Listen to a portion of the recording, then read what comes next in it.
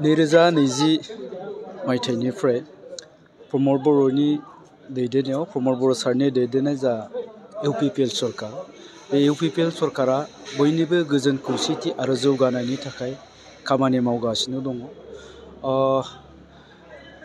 दिनै मोनसे समावहाय जोंनि गेजेरावहाय दावराव दावसि नांलाय खमलाय गोजोन सान्थि गैयैनि बुब्लियावहाय जोंनि गोबां फरायसाफ्रानो होन सोरबा बिजनेसमेनानो होन आबादारियानो होन बिथांमोना गावनि गोसो बायदि खामानि मावनायनि सुबिदाखौ मोनाखैमोन।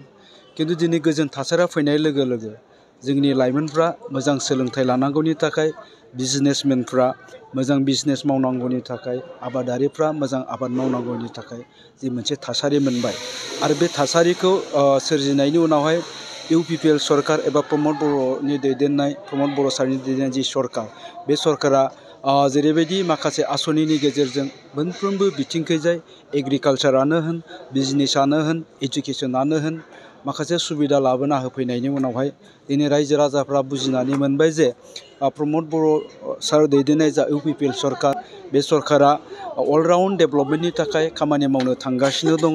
दा बेखौ नुनानै दिनै गुबुन गुबुन हान्जानि माखासे सोद्रोमाफोर दिनैहाय जोंनि इउपिपिएल दिल्लीयाव जगदान जाफैदों।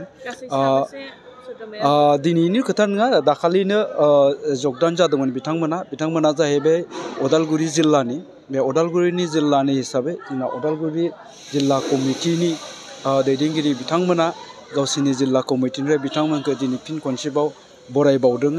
दा बिनि गेजेरावहाय जोंनि माखासे एक्स एनडिबि बिथांमोन दङ एनएलएबि बिथांमोन दङ आरो बिपिएफनि माखासे गागि मावथिफोर दङ लोगोसे बनसुनि आरो बिएसइउनि सासे दैदेनगिरि बिथांमोना जोंजों जगदान जाफैदों।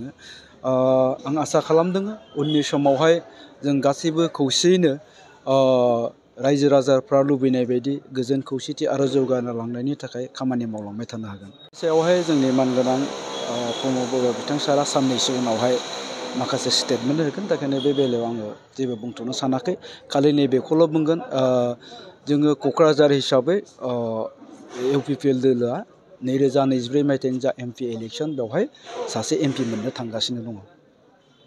Good news for everyone. For the academic year 2024-2025, admissions to playgroup, nursery, LKG and UKG are underway at Vidyavili Kids School in Habubari, Kokrajhar. This Vidyavili Kids School has many facilities for students like smart class and daycare, indoor, outdoor game, art and craft workshop, playful learning, environment and dance room, modern teaching aids, audio visual room, good teachers, student one-on-one training on one language and speech development, experienced teachers, green knowledge. Why are you waiting for the admission? Call 6900 304050 for more details.